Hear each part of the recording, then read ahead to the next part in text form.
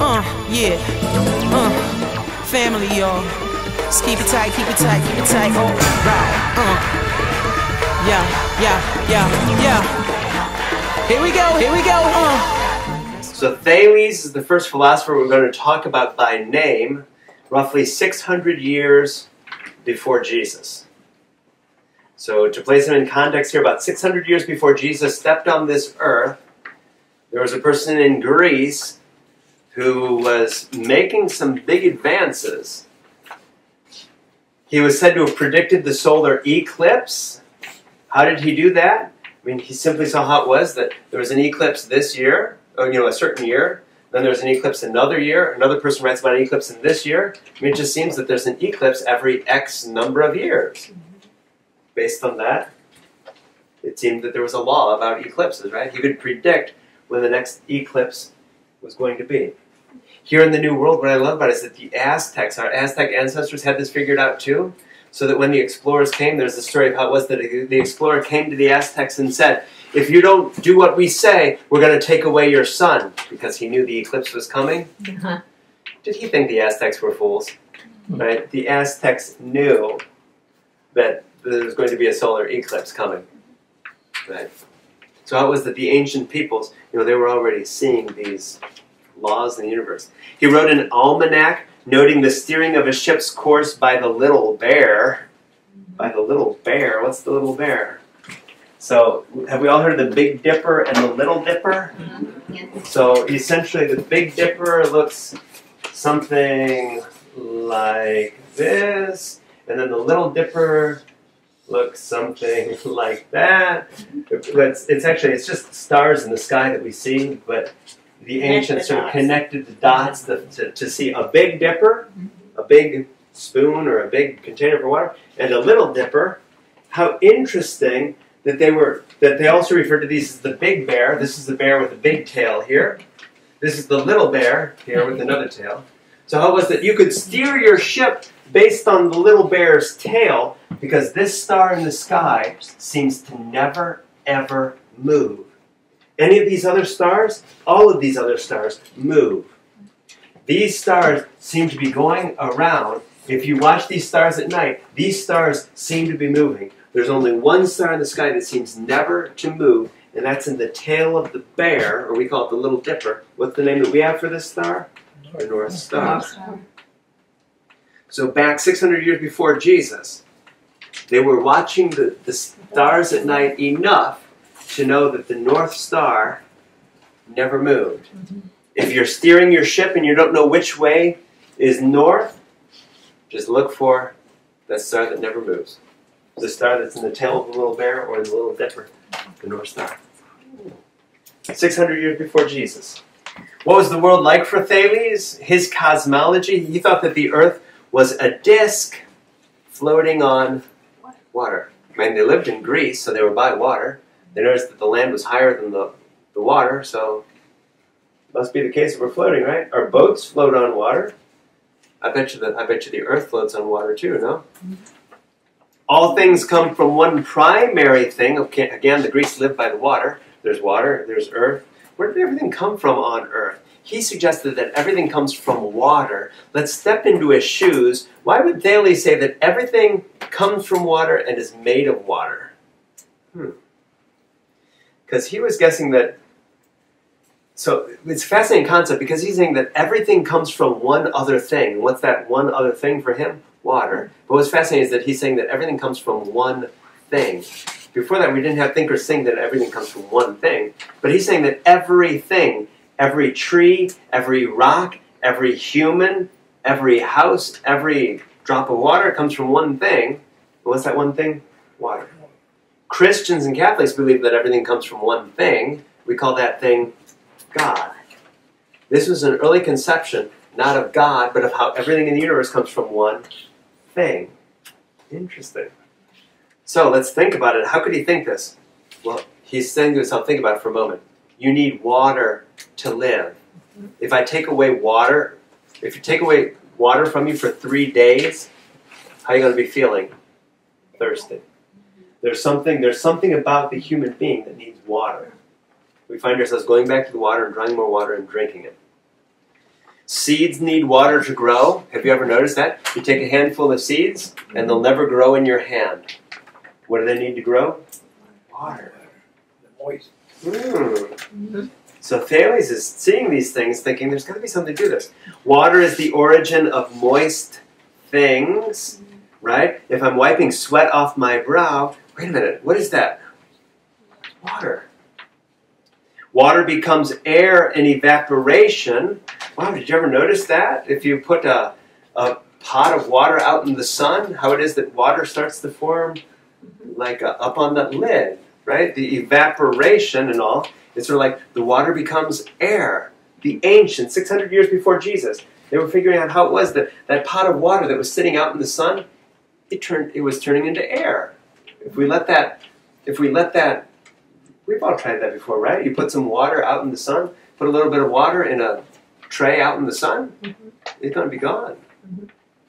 The ancients noted that.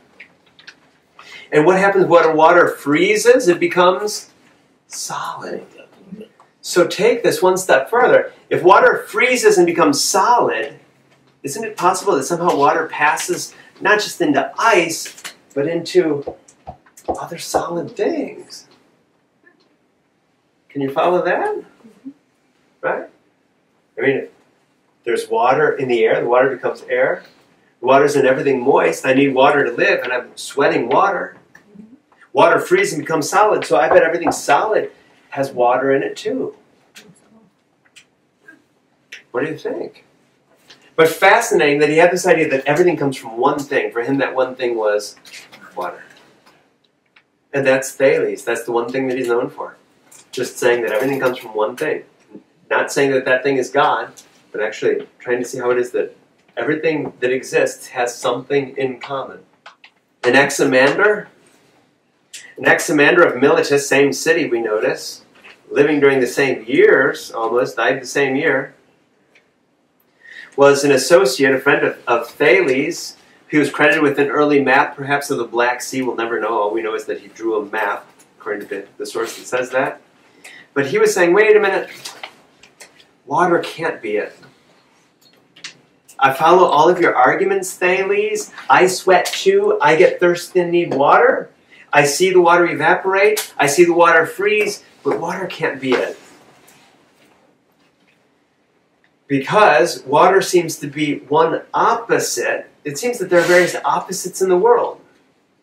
Think about this for a moment. It can't be water. Why? Because if water were the source of all things, everything would be like absorbed into water by now. It can't be water. There's just some reason that it can't be water. And I can't explain it, he says. But he says it seems that water seems to be one opposite because the world is filled with opposites. Have you ever noticed this? Things are born, and the opposite is things die. Things grow, things decay. There are various opposites. Water seems to be one opposite. And so if there's something from which water came, it has to be something that's older than water, because it doesn't seem that water can be it. What did he say that thing was? He didn't give it a name, which is great because we as Christians call that thing that all things came from God.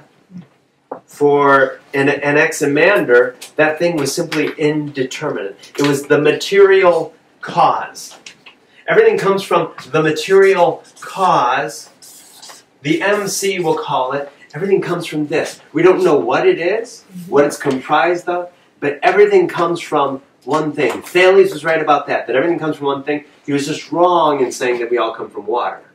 Follow me? We come from some material cause, whatever that cause is. It's not water. It's not any of the other elements, but it's some nature that's different and that's infinite. Ooh, think how God, the Christian notion of God, is going to fit with some of these later.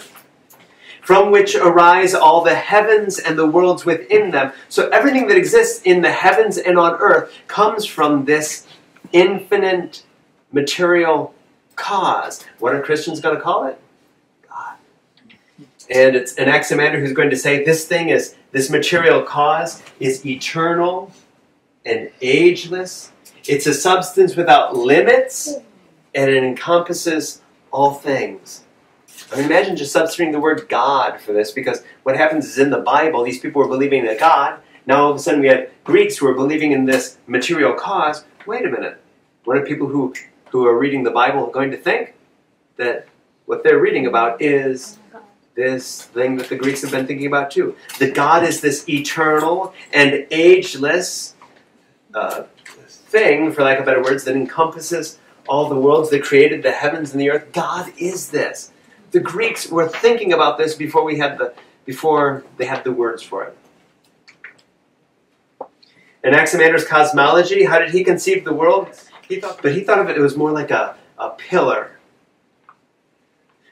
What was that pillar standing on? I'm not quite sure. It's sort of like the story of the boy who asks, well, if we're on the back of a turtle, because that's how some cosmologies say the world is, we're on the back of a turtle, well, what's the turtle standing on? Don't know, another turtle? And that turtle, what's that turtle standing on? The little boy said, well, I think it's turtles all the way down. All the way down to what? Right? Yeah. What is the last turtle standing on? So he conceived of the cosmology as a heavy pillar in the center of a vortex of elements. So the earth is this pillar, right? Like this candle, it's this pillar around which everything else is swirling and changing and moving. The earth is a pillar from which the fire and the water and the air have been separated, simply meaning that, how interesting that we have the earth, but fire seems to have been separated somehow off the earth, and air and water, it's sort of like all of these somehow seem to be these ancient elements, if you will. Human beings, where did we come from? Anaximander had an idea that humans must have been born from some other animal. That was revolutionary for the 6th century BC. We usually credit things like that to Darwin, right? So why is it being that we must come from some other animal? Because you know what? We could not survive like we are today. I'll give you an example. Because babies, you have to suckle a baby for how many months do you have to nurse a baby? There's just no way that babies could live on their own. You ever notice that? Take any other thing, like dogs or anything else. I mean, it's sort of like they're born and they adapt more quickly to this world than human beings. You know, like carrying around these baby human beings. Humans had to have come from some other animal in order to survive, because there's no way we could have survived as a species like this. That was Anaximander. Anaximenes, we notice, from the same town, Miletus, but is living slightly later. So he has the benefit of those who are going before him. What's interesting is that he seems to regress, because Anaximander went from everything being water to everything coming from a material cause. So it seemed that Anaximander made a great step forward with material cause. Anaximenes isn't buying it. For Anaximenes, he's going to go back to a person like Thales. Thales said everything comes from water. He wasn't right about that. But he is right about everything coming from one thing. The one thing that everything comes from is what? Air. Anaximenes is going to say, everything comes from air. Now, why would he think that? Was he smoking some sort of bad crack? Well, let's think about it for a moment. Put yourself in his shoes. If you stop breathing, are you going to live? No. You need air to live. If you don't believe it, put your hand over your mouth for the next 12 minutes. Stop breathing. Right? Air is necessary for life. We breathe air. It's all around us. Look, this whole room is filled with air. Oh, God. We wish it were, Father. We wish it was cool air. Somebody has to let it out. Air is invisible. Anaximenes says air is invisible. Did you ever notice that? Can you see the air in here? It's condensed here. But how interesting that it becomes visible in condensation and rarefaction. So in rarefaction, when it's made less dense, if you take air and make it less dense, what's going to happen? It's going to become fire. What is fire? It's less dense than air, according to Anaximenes. Anaximenes, you just take fire and make it less dense and you have fire. When it becomes more condensed, interesting. Take air. Let's take all the air in this room, bring it together, condense it, condense it, condense it. What are we going to see? The first thing we're going to see is a cloud. After that, we're going to see, or wind, and cloud, and water, and earth. You just keep condensing it. And if you could condense the air in this room enough, you would have in your hand a stone. Ooh. Think about it. I mean, it's invisible. But if you take all of the air, I mean, not just here in this room, all the air in this house, all the air on this block, and pull it together, all that air, could you imagine all of it come together into a stone in your hand? I mean, how it is that air comes together and makes solid things. That was Anaximenes, that everything comes from air. Air is between the earth and the ring of fire that's traced by the sun. I mean, he's just trying to make sense of this. The sun that gives us heat is fire, right? It seems that the sun is like a fire in the sky.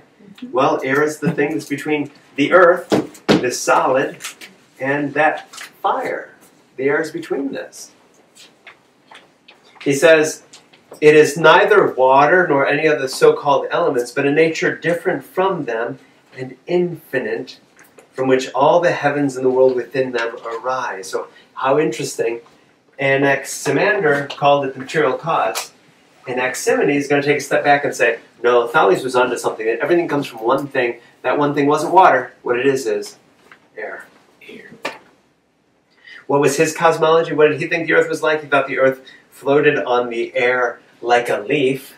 Have you seen a leaf like float from the tree? The leaf is falling off the tree and is floating in the air. Oh, that's how we are here on the earth. Right? The earth just floats in the air. We're just floating on this flat earth like a leaf in the air. Anaximenes, his explanation of the rainbow, how interesting, because before this, right, we were taught by our parents that Iris was the god, it's the Arco-Iris. It's Iris's arc. When Iris comes down from the clouds to talk to the human beings, since Iris is a messenger god, that's the rainbow. No, Anaximenes had another explanation. He said, when the rays fall in a thick, impenetrable cloud, the cloud is so thick that the sun can't go through it, what happens? It forms a rainbow. Not true, but he was taking a look at something like that, at a story that he was being told, and saying, oh, no, it's not about Iris coming down. It's something else.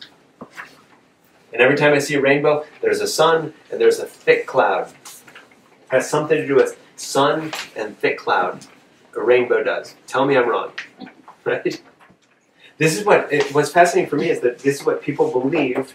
Before we believe what we believe, these are the things that people believe. And they were trying to make sense of the world. Not God created the world in 7 days. They didn't have those stories. They threw out all the stories of their gods and were trying to start over. Okay, where does the world come from? What is the world made out of?